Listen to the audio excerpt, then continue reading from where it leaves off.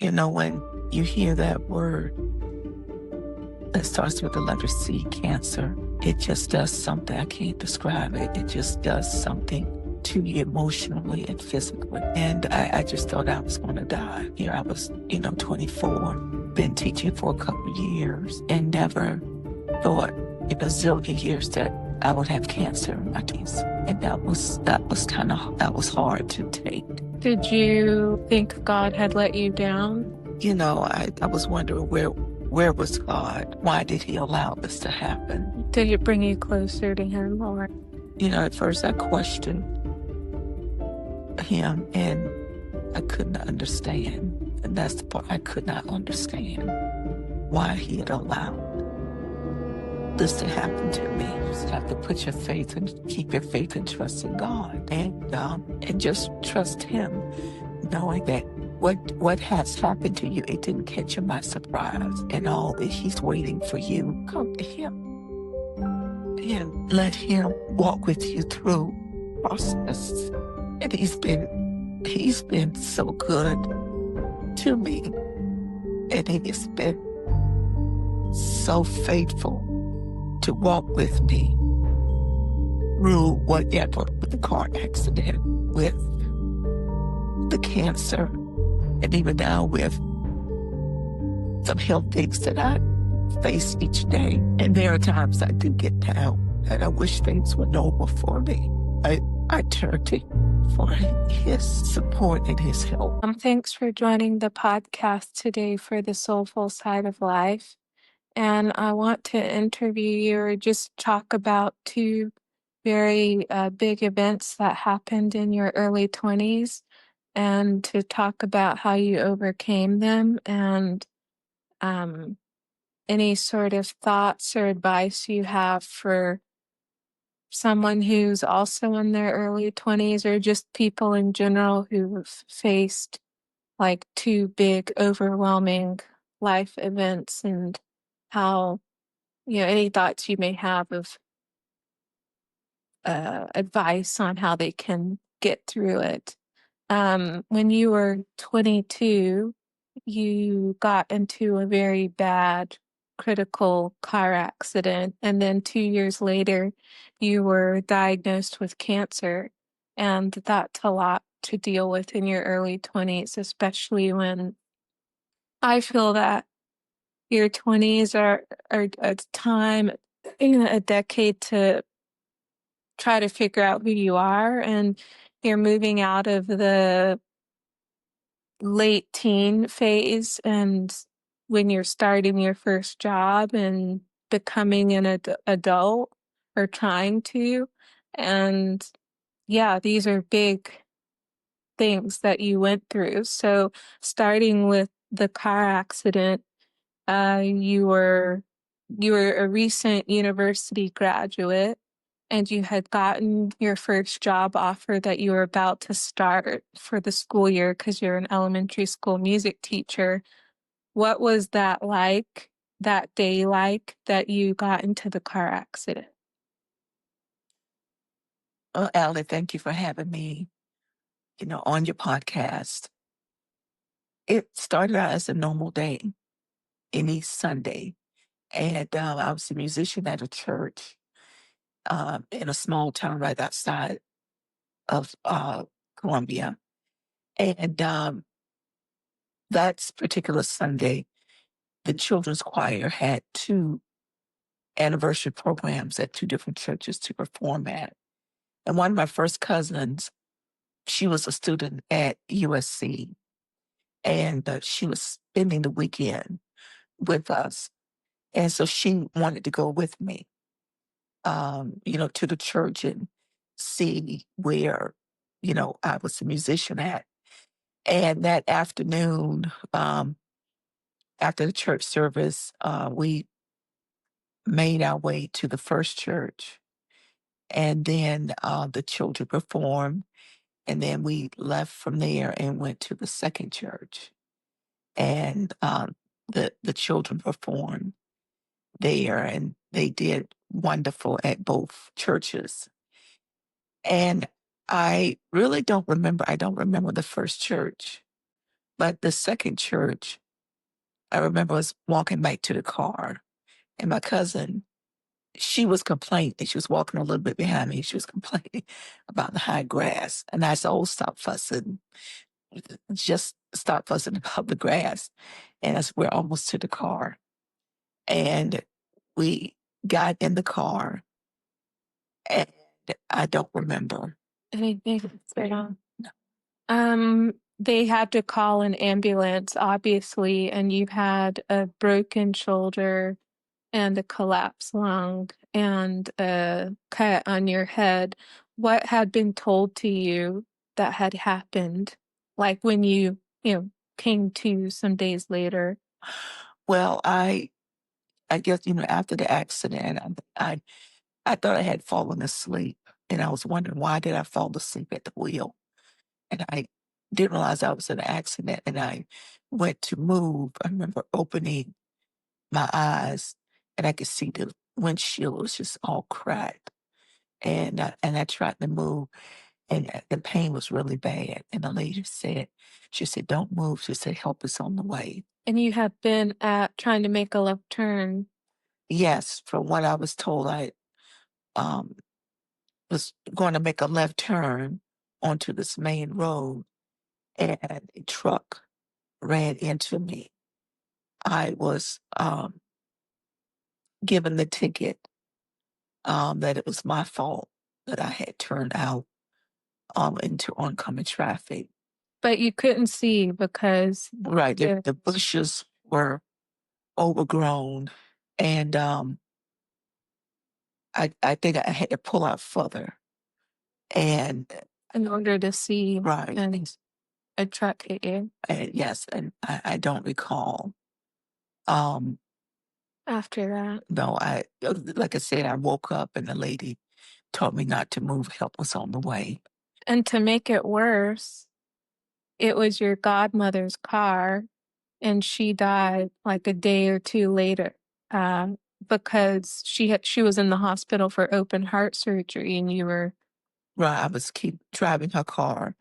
She asked me to drive it. She said that way I could keep it up. And she told me, to get something checked on the car, something with the motor. And she said, you can drive the car because I didn't have a car. And she said, that way you keep the car up. And then I found out that she had died. And how did that make you feel? Because you were in the hospital recovering. I had gone to see her um, the day before the accident, that Saturday.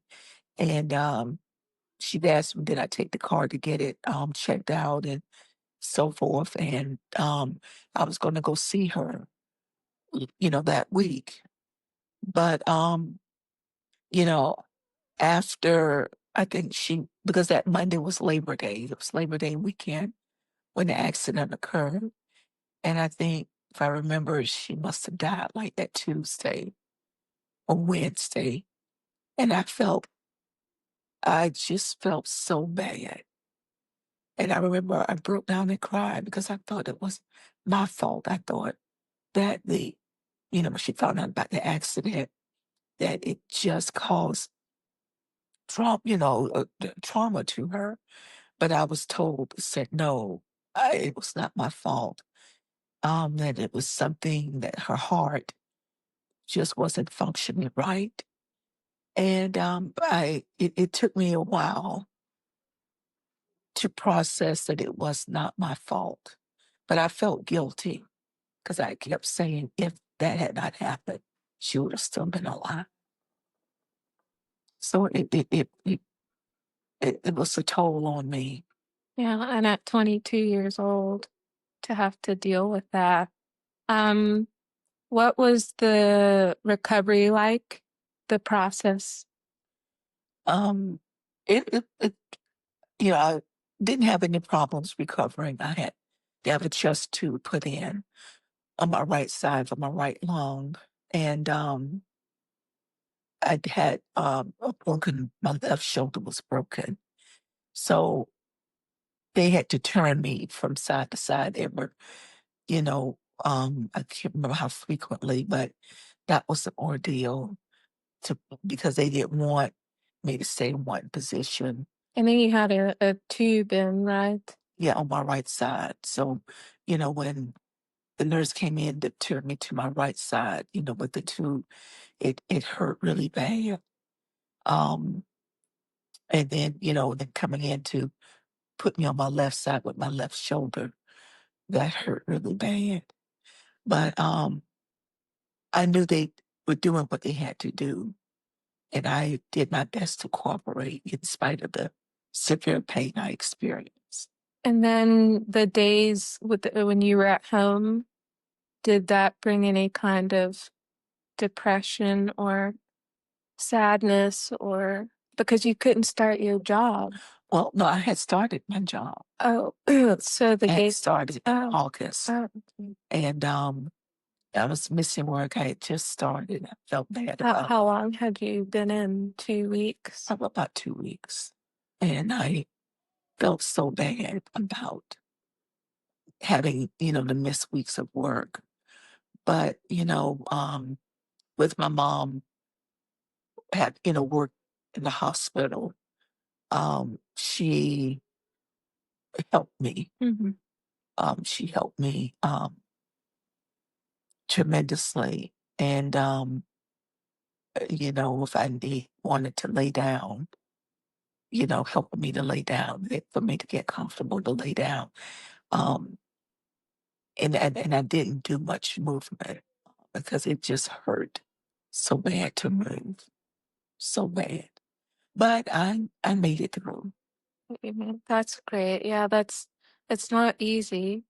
No, and my birthday was coming up, Mm. and the people from the church, my mom was getting me ready on that Saturday, and I was like, "Mom, why?" She said, "I'm gonna fix your hair," and I remember she braided my hair, and she said, "I'm gonna fix your hair," and and I got something to put on, and I didn't know what was what, and they came and they surprised me for my birthday. That was nice. Yes. That was nice. Two things that I wanna that come to mind. First thing is, how was your faith? Did you lose faith? Was your faith strained at all? Did you feel that God had allowed this to happen or made this happen, or I had my faith. What I did, I just, it was a process for me to get over my godmother's passing. And I thought, because I had caused the accident, that was like a punishment for me for God taking her. And I, had to deal with that. And, just question myself, why wasn't I more careful driving? And from what I understood, she was not upset with me. She could get another car, and she didn't blame me. did it bring you closer to Jesus, or things just were the same? I think it brought me a little closer because, when you lay in the hospital bed and you can't go anywhere and you can't do nothing, all you can do is just lay there Mm. and just think and think.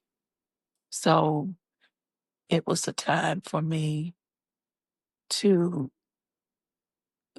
reflect and that God had allowed me to live. And then also the floor I was on, that was the same floor my dad had died on. Um, and so it just, because my mom was told that if the car had been smaller, there wouldn't have been no doubt I would have been killed. Um, a lot seems to happen in your life in the month of September. It's the month you were born. It's the month you had that bad accident.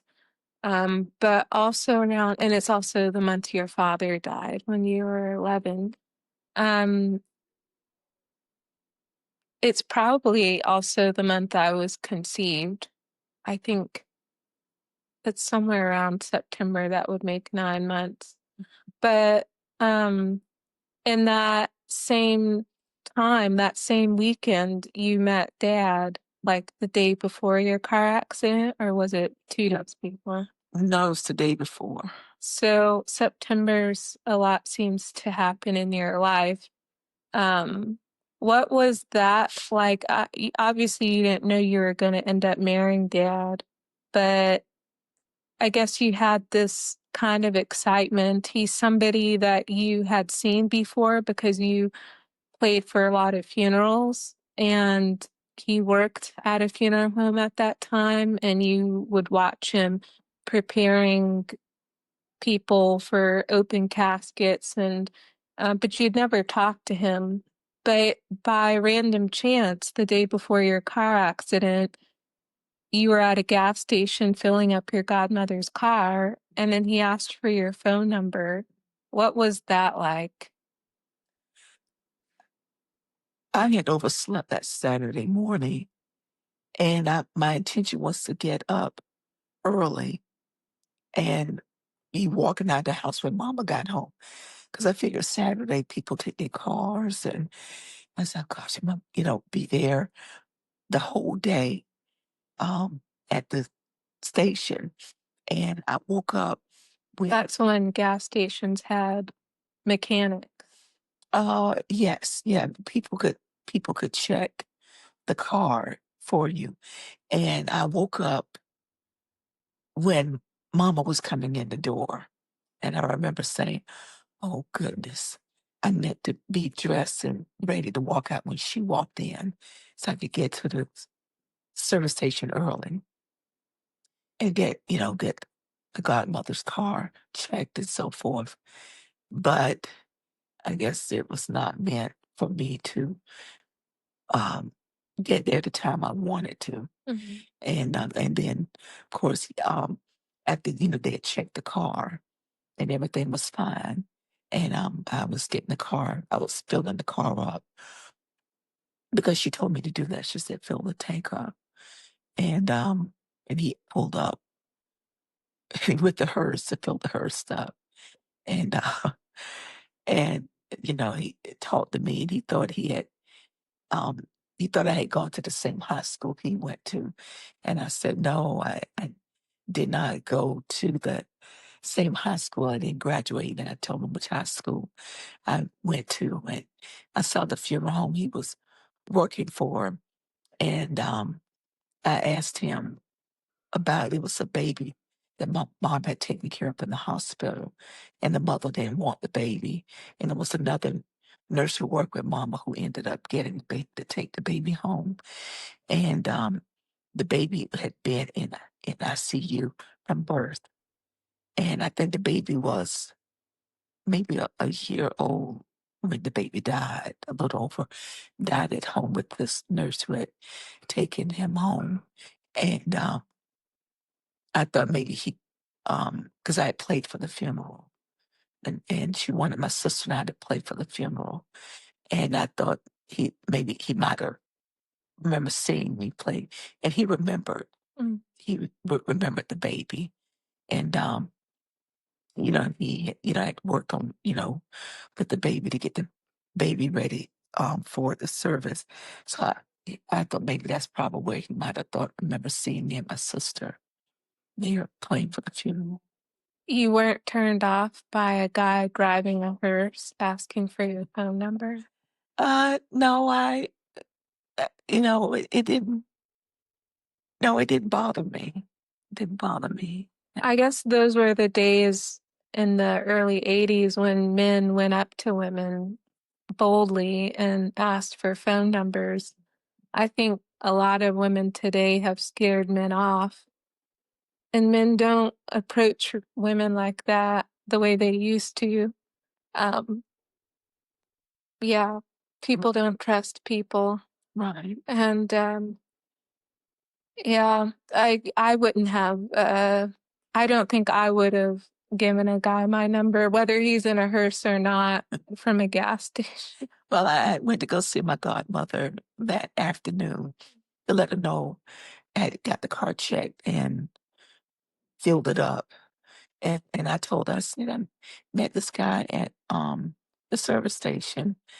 Um, and I said, I think, he had ran, for public office. And I Oh, remember, he's been running for court at and that time. yeah, and I remember seeing this picture on this billboard sign, and I said, well, we talked for a few minutes, and I told her about he thought I had gone to the high school he graduated from. And I said, well, he asked me for my number, and I gave him my number. And I said, there's probably nothing going to come up. She said, oh, well, you never know. She said, he may probably give you a call. She said, just wait and see, what happened.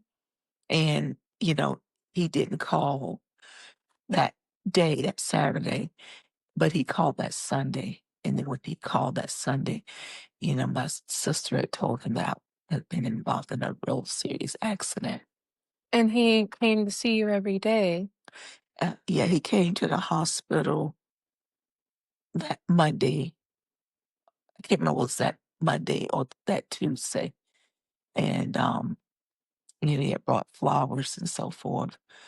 And 'cause when he came, they were taking me out the bed to put me in a chair to sit up. Mm. They had all the tubing, everything. So he came in, he waited in the hallway, he came in, to see me. And, I could only tolerate sitting for a short amount of time because I was ready to get back in the bed. Were you happy he came to see you? Yes, I was happy. Did you like him immediately? Um, no, it wasn't like, yeah, I thought he was, it was nice of him to come see me. But you weren't infatuated or smitten or besotted, Mm, even No, at the gas station. uh, no, I just thought, you know, no, I wasn't smitten with him when I met him at the gas station, but I Mm. thought it was nice for him to come and visit. But you knew he was interested. Uh, Men yeah, don't ask for women numbers and go visit them in the hospital and bring them flowers. So he was more into you than you were into him in those early days. uh, yeah, at first, and I think probably I was just concentrating on trying Better. to get better because I think with me trying to sustain it and Get deal back. with the pain and the pain I was in, Mhm. I that was like not right at my mind, at that moment. And then so you ended up marrying dad, and then you were continuing to work as a music teacher, and then you found out you had cancer. You had discovered on a school day in the bathroom a lump in your throat. And then you went to an urgent care, and they had said Gorders were normal. That's what the doctor's initial thought was, but he referred you to a specialist. And then that specialist also didn't think anything serious of it. And you had gone into surgery to have it removed. And then the doctor, even as it had been removed, wasn't concerned that it could be anything serious. But when the biopsy results came back, it was found out that you had cancer. How do you, how did that news hit you? And I Because you were 24, right? Or almost 24. I just turned 24. And you found out about this also in a September. I think it was probably like September. 'Cause, yeah, that so we were having like it was like a back to school. So Oh my September house. is not, it is your month and it's not your month. Good and bad things have happened to you. So, yeah, how did you find out? Because in the whole process of having it removed, you were led to think by the doctor's optimism that it was fine. And then it came to find out it was cancer. So, what was your initial thoughts? When when you hear that word that starts with the letter C, cancer, it just does something. I can't describe it. It just does something to you emotionally and physically. And I just thought I was going to die. Here I was, 24, been teaching for a couple of years, and never thought in a zillion years that I would have cancer in my 20s. And that was hard to take. Did you think God had let you down? I, I was wondering where was God? Why did he allow this to happen? Mm. Um, Did it bring you closer to him or?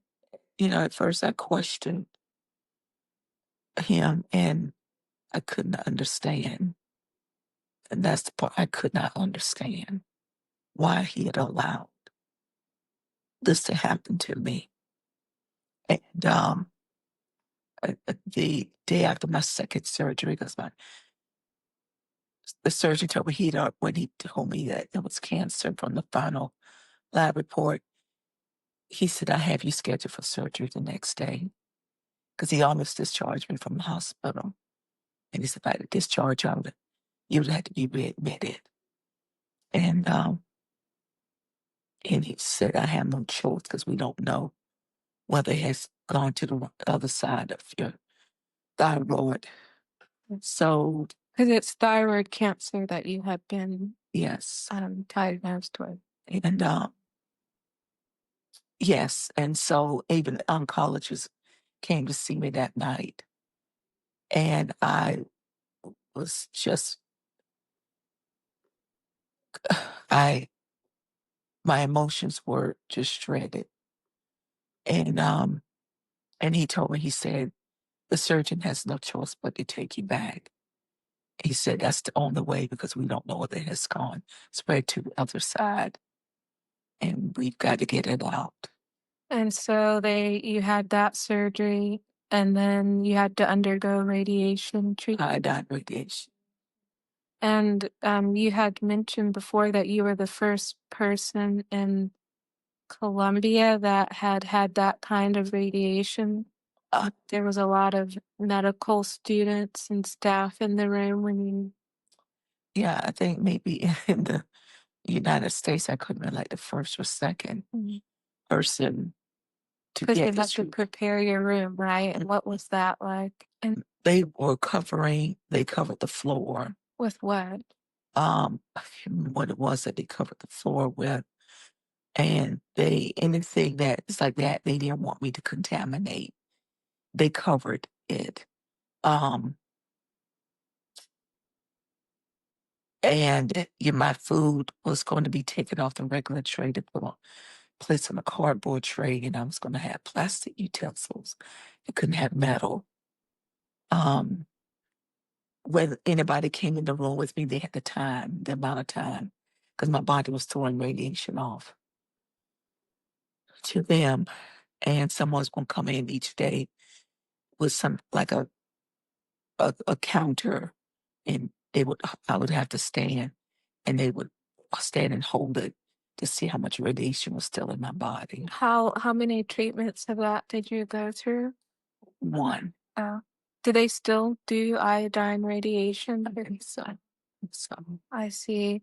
And the time from that first treatment and only treatment until what did they have to do? Another test? Like another just to see if the cancer was gone? Like how much longer did time pass before they had to see if you still had cancer? I can't remember, maybe a couple weeks they, did a scan just to see.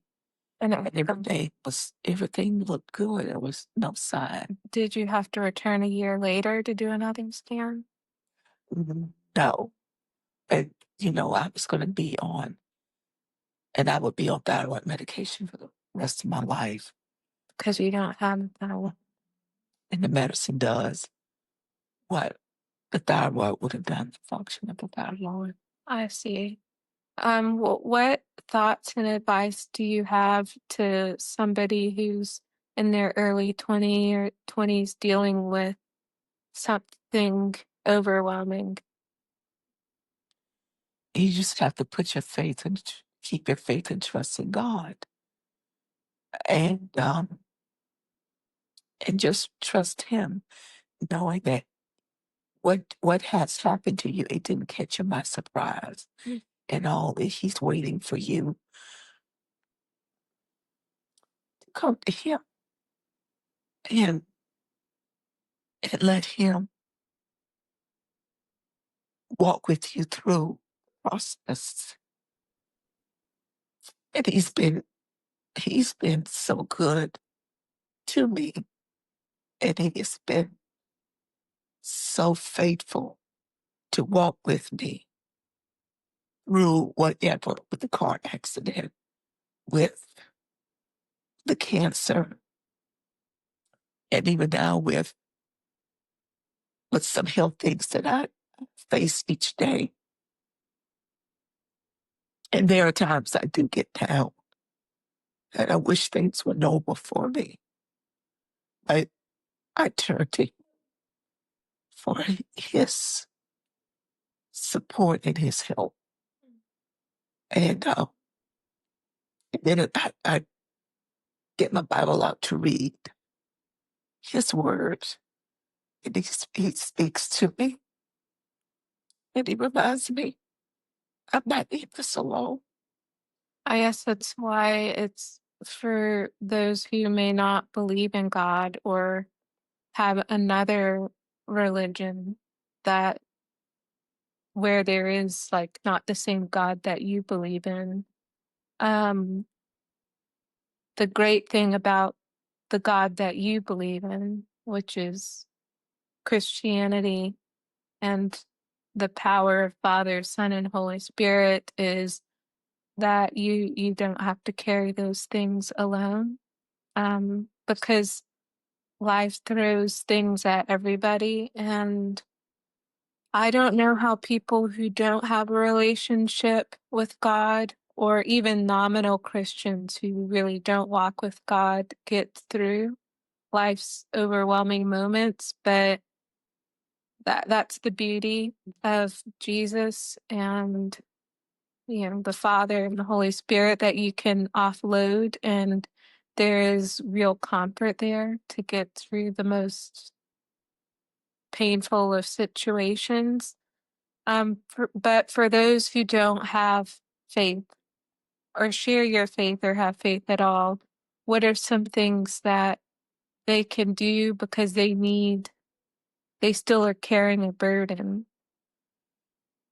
Have, friends who can be there for you, um, support you, um, someone you can talk to, um, because you can't do it alone. And maybe, get involved, maybe volunteer. If Well, you're good, you're not well. if you're good working with your hands, you can make things, crochet, you know, uh, blankets. I know when my mom, she would come home sometimes with a large bag, and she'd have like tongue depressors, and she'd have tape and gauze What are kind of that, when you go to the doctor, that some doctors might still use it. There's a wooden, almost like a popsicle stick, is wide, longer, they put on your tongue. what you see in the doctor's office counters? Yes, and, you know, um, mom would come home with a big bag of like tongue depressors and um, gauze and tape. And my sister and I, we would, there would be a way to make a splinter for a newborn baby, for a preemie, like, for their arms. Um, for their, they would tape their arm for the straighten out their arm or their legs. And my sister and I used to get a joy out of doing that, making those, because I knew this was a way to help the baby, the preemie babies, to get well, to get strong, It's a way to give back to get back. in the midst of your recovery or keeping your mind busy. I think you have to find something to keep your mind busy when you're going through pain. Right. Not being busy for the sake of being busy, but Maybe you go into a school and be a lunch buddy to a child. mm, Maybe read, to a class, things picking like up that. new activities, new sports, Right. new hobbies, Right. and having good community. Mm. And it's good. Any advice for family and friends of how they can be there? I think one important thing is to ask people what they need, Mm. and they'll tell you if they need space or they want you to come be with them. But not doing anything, I don't think, is the right response. You can maybe cook a meal. A friend could, cook a meal. Um, Maybe they could take them if able to walk. Maybe they could stroll through a park. Mm. Um, Or a movie night, or right. If they love to read, take them to the bookstore. They can browse through looking at books. but Um, I think it's very important for friends and family to at least ask and check up on what a family or friend who's going through a hard time needs, because a lot of times we can think, oh, I don't want to bother them, or I'll wait till they reach out. I don't want to even call or even text. But I've found that's not the right response. Like, they'll tell you if they want space, but more often than not, people want you to check up on them and ask what they need. And I think that's key and important. right. And I think also, even if they're not a believer, you can ask them, can you pray? Mm. I think if you show your faith to them, that could be a way, that's an open door, um, that could help them to come to know Christ. Anything that when you look back on that age 22 and age 24 and these events that you wish or that you needed, or just even something you learned from that time that, as 40 years have passed, that you wish you would have had or wish you would have done?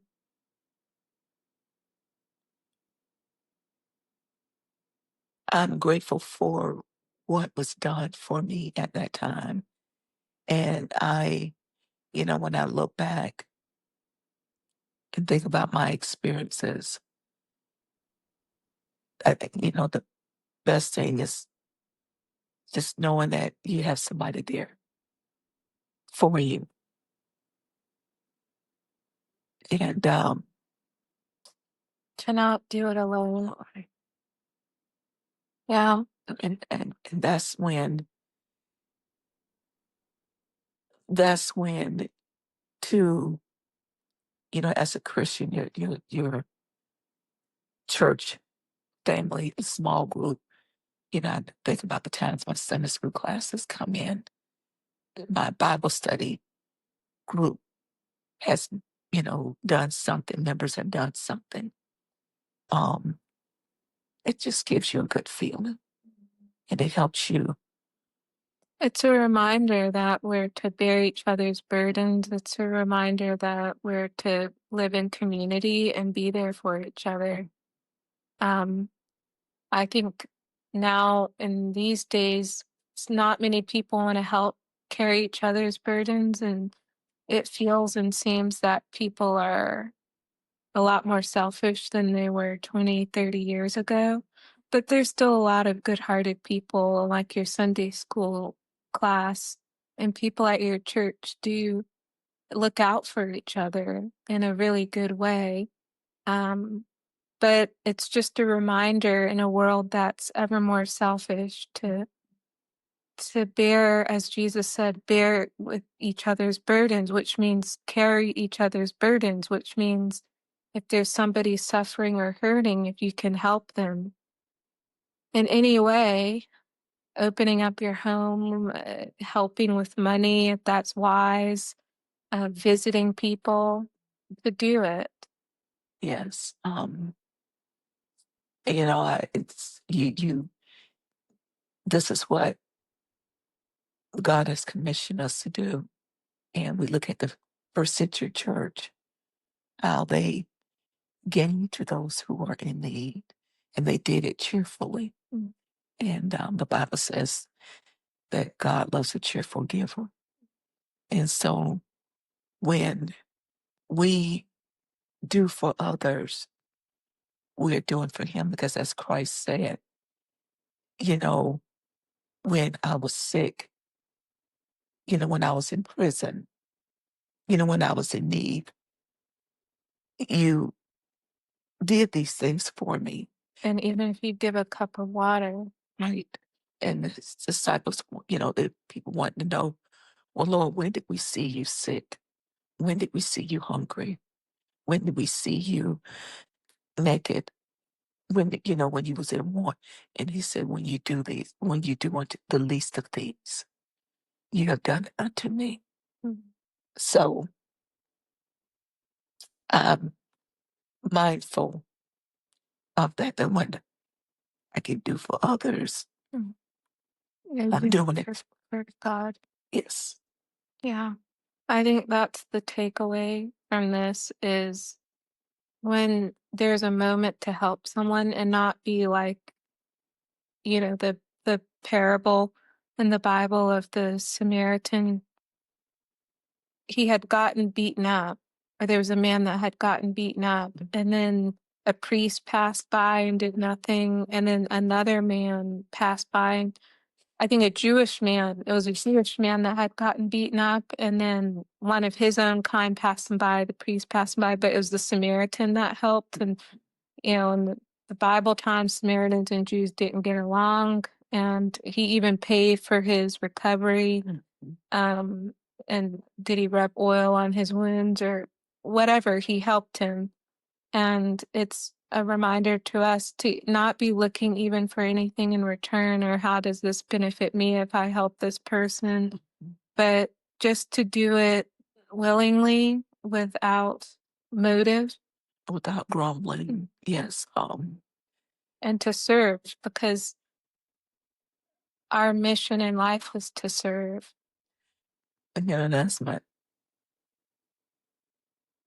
pastor said, at the end of his sermon a few Sundays ago. Yes, we come in to worship and learn more from God's word, but when we leave, we are commanded to go serve and to help others. It's the essence of life, because your job, your vocation, your skills, it's to serve, not to keep for yourself. Right. So, yeah, out of your unfortunate situations that you had to deal with at such a very young age, you found opportunities to serve in the midst of your recovery, and then you were served by people who looked after you. And I also saw the example of my mother, how she would do for people. She would cook meals, and I would take the meal to their house. So I saw that through her, that she would always give back. Um, we didn't have a lot, but what she had, she was willing To you. to give to someone who was in need. And yes, Well, thank you for joining the podcast and sharing your story in these two significant events. Hopefully, it will inspire somebody who's carrying the load that feels overwhelming and unbearable. And yeah, and, and we remember to serve. And for the person who's going through that, remember, it didn't catch God by surprise. He knew it was coming, but he's waiting for you to come to him and to voice your need to him. And as he's promised, you won't go through it alone because he promised never to forsake you. Mm. That's great. Yeah. Yeah. Yeah. Lots of bad things happen in our lives that God allows. He doesn't cause, what I'm trying to say, he doesn't cause car accidents. He doesn't cause cancer. He doesn't cause pain, but he allows it.